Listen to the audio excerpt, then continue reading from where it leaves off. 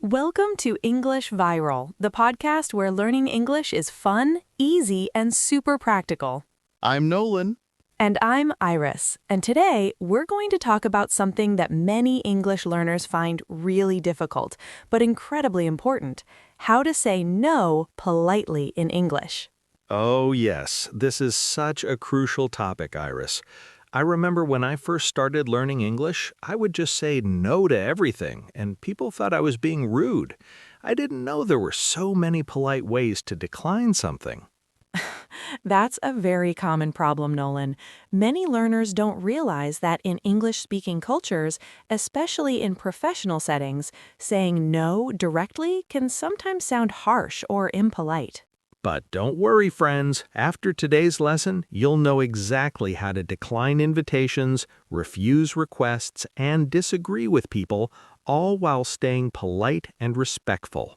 Wow, that sounds incredibly useful. We'll learn how to say no to invitations, how to decline work requests, how to refuse offers politely, how to disagree without offending anyone, and all the important phrases and expressions that native speakers use. Exactly, and we'll make it super clear, super natural, and super practical. Step by step, phrase by phrase, we'll build your confidence so you can say no without feeling guilty or worried about being rude. I love it. And friends, this is really, really important. Being able to say no politely is essential for maintaining healthy boundaries, protecting your time, and being respected in both personal and professional relationships. Before we start, we do have one tiny request, right, Iris? Oh yes. Friends, if you're enjoying our lessons and finding them helpful, please hit that subscribe button, give this episode a big like, and share it with someone who also wants to communicate more confidently in English. Learning together is always more fun. Yes, and if you have any questions or want us to cover specific topics, leave a comment below. We read every single comment, and we love hearing from you. All right, Nolan, I'm ready. Let's learn how to say no like a polite native speaker. Perfect. Let's dive in. Okay, Nolan, let me ask you a question. Why is saying no so difficult for English learners? I think it's because in many cultures, saying no directly is considered normal. But in English, especially in American and British culture, people prefer indirect communication. They don't want to hurt anyone's feelings. Exactly. That's a perfect explanation. In English-speaking cultures, there's a strong emphasis on politeness and not making others feel uncomfortable. So native speakers have developed many different ways to say no without actually using that word. Really? You can say no without saying no? Absolutely. And that's what makes it tricky for learners. But once you understand the patterns and phrases, it becomes much easier. Okay, I'm excited to learn this. Where should we start? Let's start with the most basic situation: declining an invitation. Imagine someone invites you to a party, but you can't go, or you don't want to go. What do you say? Well, I would probably say, no, I can't come. But I'm guessing that's too direct. It's not terrible, but it could sound a bit blunt. Here's a better approach. First, you thank the person for the invitation. Then you give a brief reason or excuse, and finally you can express regret or offer an alternative. Oh, so it's like a formula. Thank them, give a reason, express regret. Exactly. It's a three-step process. Let me give you an example. Someone says, "Hey, would you like to come to my birthday party on Saturday?" You could respond, "Thank you so much for inviting me. Unfortunately, I already have plans that day. I'm really sorry I'll miss it. I hope you have an amazing celebration." Wow, that sounds so much nicer than just saying no. You thanked them, you gave a reason, you expressed regret, and you even wished them well. Exactly. And notice I used the word unfortunately. This is a very useful word for polite refusals. It shows that you're genuinely sorry about the situation. What other words can we use like unfortunately? Great question. You can also use sadly, I'm afraid, or regrettably. For example, I'm afraid I can't make it, or sadly, I won't be able to attend. These all sound very polite. What if I don't have a specific reason? Can I just say, I can't come without explaining why? You can, but it's generally better to give at least a vague reason. You don't need to go into detail. You can say things like, I have a prior commitment, I have other plans, or I'm not available that day. Oh, I see. Prior commitment sounds very professional and polite. Yes, it's perfect for formal situations. Now, let's talk about some specific phrases for declining invitations. Are you ready to write these down, friends? Yes, everyone, get your notebooks ready. Okay, here are excellent phrases for declining invitations politely. Number 1, thank you for thinking of me, but I won't be able to make it. That's nice. Thank you for thinking of me shows appreciation. Exactly. Number 2, I appreciate the invitation, but I have to pass this time. Pass means to say no, right? Yes, to pass or to pass on something is a very natural way to decline without using the word no. I like that. What's number 3? Number 3, I'd love to, but I already have something scheduled. Oh, that's good. You're showing that you would want to go, but you can't because of a conflict. Exactly. This is called softening the refusal. You start with something positive, like I'd love to, before giving the negative part. This makes the other person feel better. That's a great technique. What's number 4? Number 4, that sounds wonderful, but unfortunately, I'm not available. Again, you're complimenting the invitation first, then declining. Yes, always try to say something positive first. Number 5, I wish I could, but I have other commitments that day. I wish I could is another great softening phrase. Absolutely. And finally, number 6, thank you, but I'll have to decline this time. Perhaps another time? Oh, I like that you suggested perhaps another time. It keeps the door open for future invitations. Exactly. That's a very important point, Nolan. When you decline an invitation, especially from someone you care about, it's nice to suggest meeting another time. This shows that you value the relationship. So I could say something like, I can't make it Saturday, but would you like to get coffee next week instead? Perfect. You're offering an alternative, which shows you genuinely want to spend time with them, just not on that particular day. This is all so helpful, Iris. Now, what about refusing requests? Like if someone asks you to do them a favor or help with something? Excellent question. Refusing requests can be even trickier than declining invitations because the other person might be depending on you. Right, so we need to be extra careful with our wording. Exactly. The key here is to be polite but firm. You want to make it clear that you can't help, but you don't want to damage the relationship. So what's the approach? Similar to declining invitations, but with a few differences. First, acknowledge the request and show understanding. Then, clearly state that you can't help. And finally, if possible, offer an alternative solution or suggest someone else who might be able to help. Okay, so acknowledge, decline, and offer an alternative if possible. Exactly.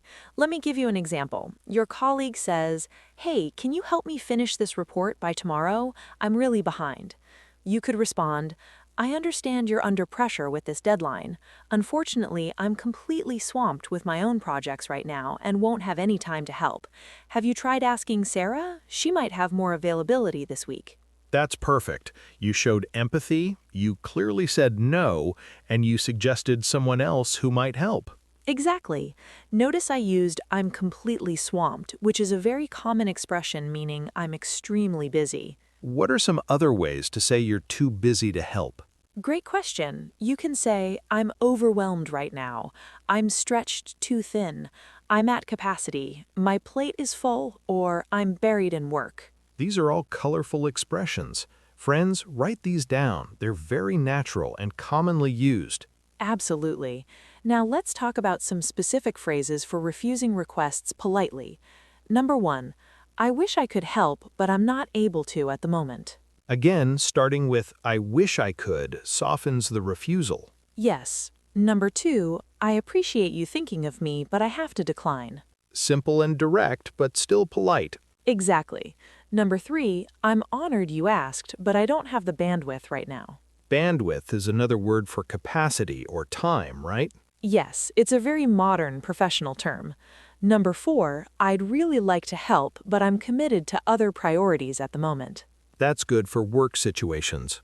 Absolutely. Number 5, thank you for asking, but I'm not the best person for this. Have you considered asking? Oh, that's helpful because you're redirecting them to someone else. Exactly. And number 6, I understand this is important, but I'm afraid I'll have to pass on this one. There's that word pass again. I'm starting to see how useful it is. Yes, it's much softer than saying no directly. Now, Nolan, let me ask you something. What if someone keeps insisting after you've already said no? What do you do? Oh, that's uncomfortable. I guess you have to be firmer. Exactly. Sometimes people don't take the hint, and you need to be more direct while still remaining polite. You can use phrases like, I appreciate your persistence, but my answer is still no. Or, I understand this is important to you, but I really can't commit to this. So you're being more direct, but you're still being respectful. Exactly. You can also use a technique called the broken record technique, where you simply repeat your refusal in different words until they understand. Can you give an example? Sure, they say, come on, it'll only take an hour. You respond, I understand, but I really can't. They say, please, I really need your help. You respond, I know this is important, but I'm not available. They say, just this once? You respond, I appreciate you asking, but my answer hasn't changed. I see. You're staying consistent and not giving in to the pressure. Exactly, and that's an important life skill, not just an English skill. You have the right to say no, even if someone keeps asking. That's so true. Okay, Iris, now let's talk about another tricky situation. How do you politely refuse an offer? Like if someone offers you food, or offers to pay for something, or offers to give you a ride? Great question. Refusing offers can be culturally sensitive because in many cultures, refusing hospitality or generosity can be seen as rude. But in English-speaking cultures, it's generally acceptable to politely decline an offer if you genuinely don't want or need it. So what's the approach? Again, it's about thanking the person first, then politely declining, and if appropriate, giving a brief reason. Let me give you some examples. If someone offers you food, you could say, thank you so much, but I'm quite full right now, or that looks delicious, but I'm not hungry at the moment.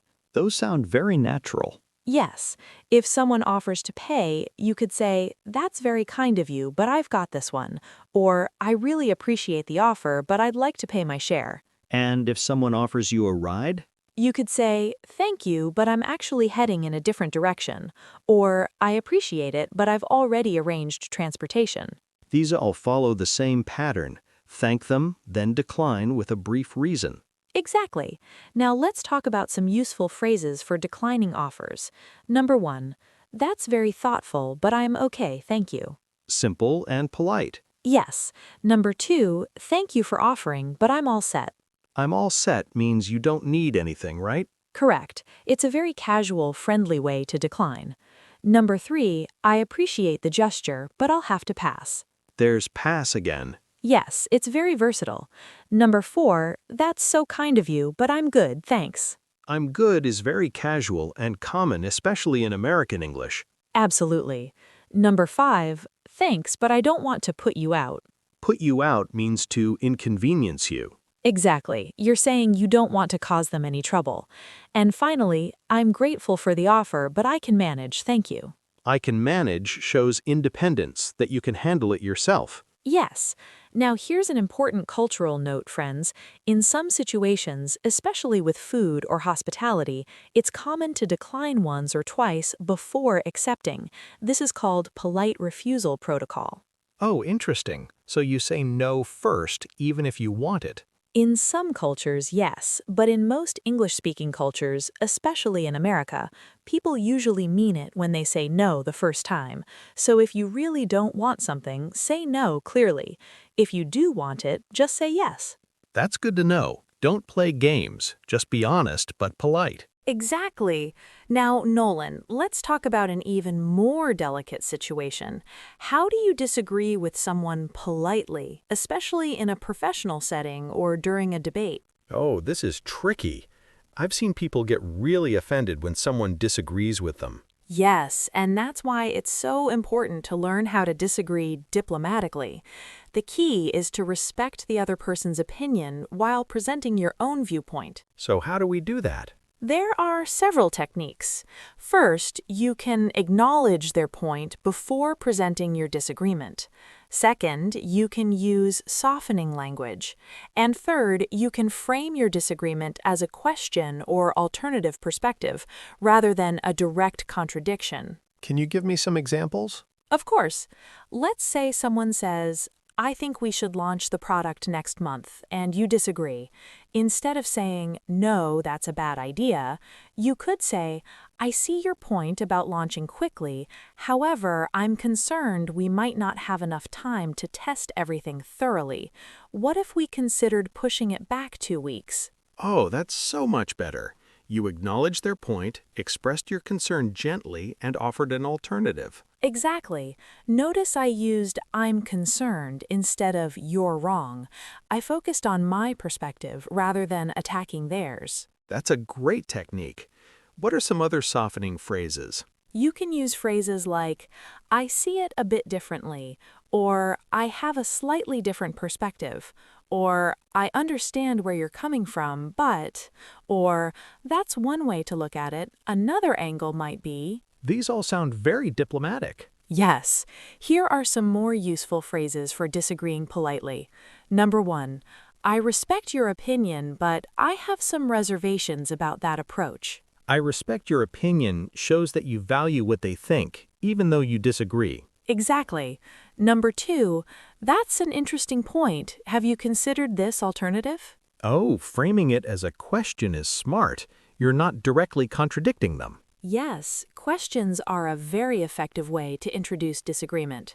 Number 3, I understand your reasoning, but I'm not sure I agree completely. I'm not sure I agree is softer than I disagree. Absolutely.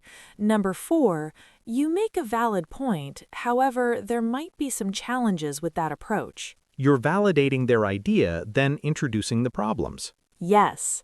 Number 5, I appreciate your perspective, but from my experience, I've found that. You're bringing in your own experience to support your disagreement. Exactly. And number 6, while I see the merit in that idea, I think we need to consider. See the merit means you recognize the good points in their argument. Yes. Now, here's another useful technique called the yes and technique or the yes but technique. You start by agreeing with something they said, then add your different viewpoint. Can you show me how that works? Sure. They say, we need to cut costs by reducing staff. You say, yes, cost reduction is definitely important and we should explore all options, but before we reduce staff, what if we looked at cutting unnecessary expenses in other areas first? Oh, I see. You agreed with the need to cut costs, but redirected the conversation to a different solution. Exactly. This technique makes the other person feel heard while still allowing you to present your disagreement. This is all so helpful. Now, Iris, what about in more casual situations, like if a friend suggests seeing a movie you don't want to see or going to a restaurant you don't like? Great question. In casual situations with friends and family, you can be a bit more direct, but still polite. The key is to be honest, but gentle. So what would you say? For the movie example, I'm not really in the mood for an action movie tonight. How about a comedy instead? Or for the restaurant, I'm not a huge fan of that place. Would you be open to trying somewhere else? Those are direct but not rude. Exactly. With close friends, you don't need to be as formal, but you should still avoid saying things like, that's a terrible idea, or no way, I hate that place. Right, because that could hurt their feelings. Yes. Instead, focus on your preferences and suggest alternatives. This keeps the conversation positive. I love that approach. Okay, let's talk about email now. How do you say no politely in writing, especially professional emails? Excellent question. Email refusals require special attention because you don't have tone of voice or body language to convey your politeness. Everything depends on your words. So we need to be extra careful with our phrasing. Exactly. Here's a good structure for a polite refusal email. First, thank them for reaching out or for the opportunity. Second, clearly state your refusal. Third, give a brief reason if appropriate.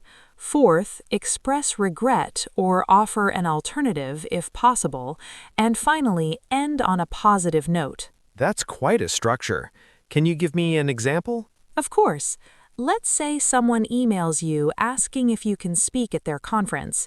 You could write, "Dear Name, thank you so much for thinking of me for your conference. I'm honored by the invitation. Unfortunately, I have prior commitments during that time period and won't be able to participate. I'm sorry to miss this opportunity as the topic sounds fascinating. I'd be happy to recommend some other speakers who might be available. I hope the conference is a great success. Best regards, your name." Perfect.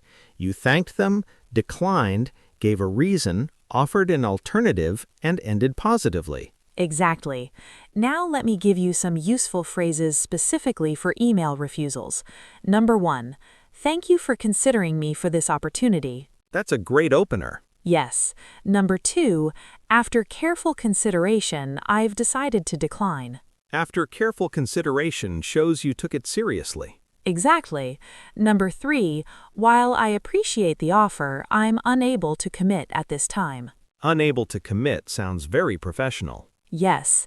Number 4, I regret that I won't be able to participate. I regret is another way to express being sorry. Exactly.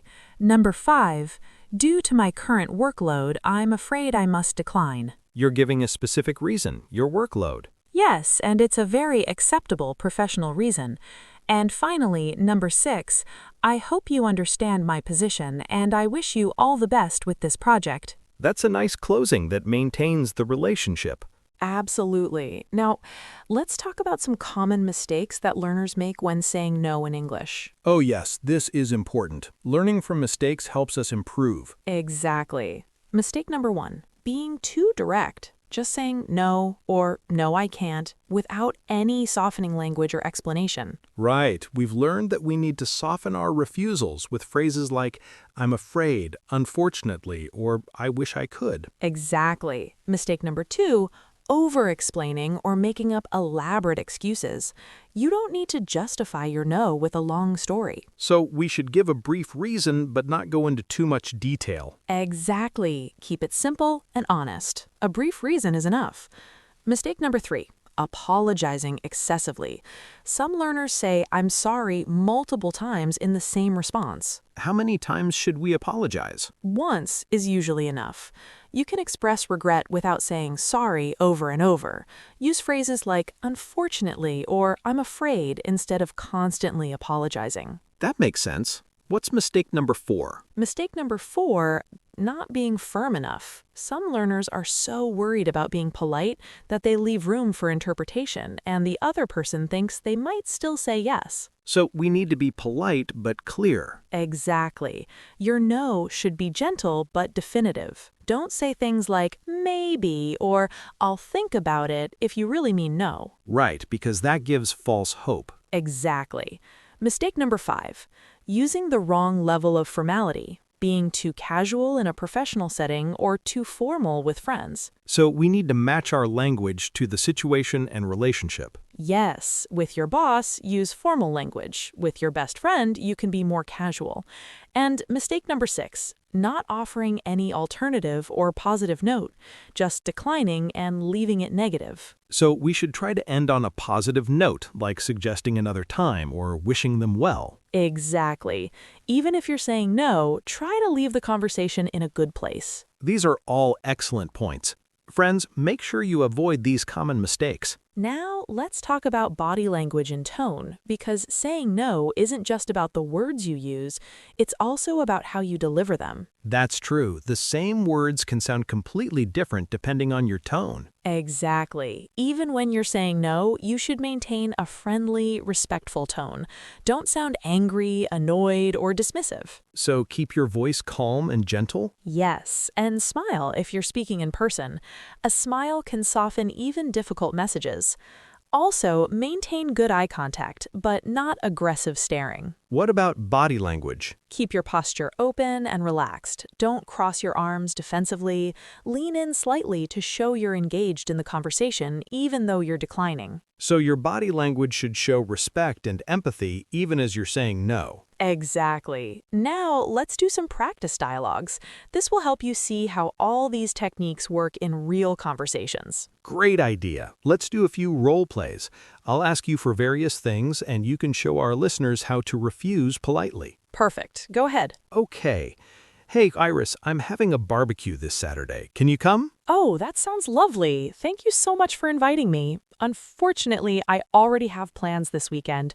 I'm really sorry I'll miss it. I hope the weather is perfect and you have a wonderful time. Great. You thanked me, declined, expressed regret, and wished me well. Okay, next scenario.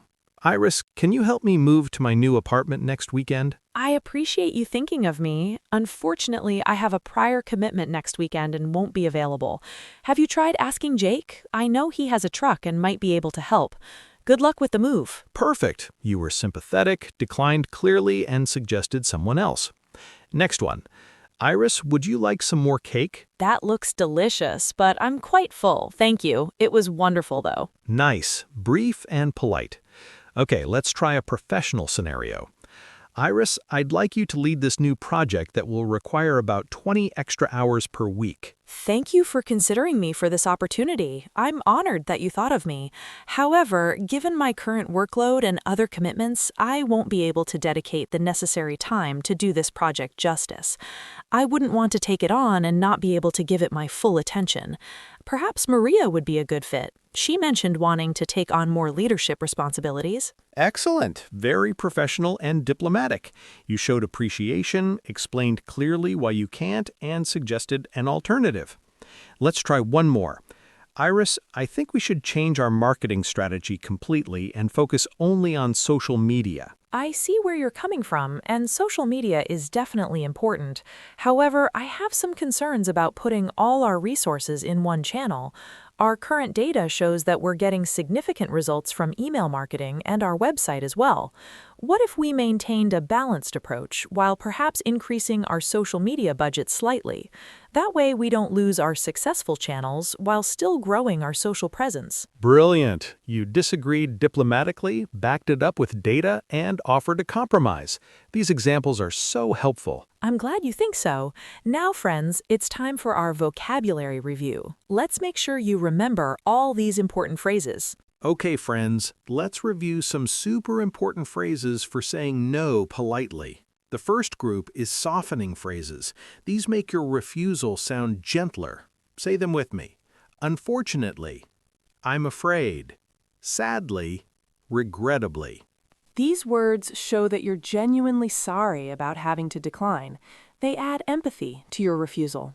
Perfect. Next group, phrases for declining invitations. Thank you for thinking of me, but I won't be able to make it. I appreciate the invitation, but I have to pass this time. I'd love to, but I already have something scheduled. Excellent. Notice how all of these start with something positive, thanking the person or showing enthusiasm before delivering the refusal. Right. Next group, phrases for refusing requests. I wish I could help, but I'm not able to at the moment. I appreciate you thinking of me, but I have to decline.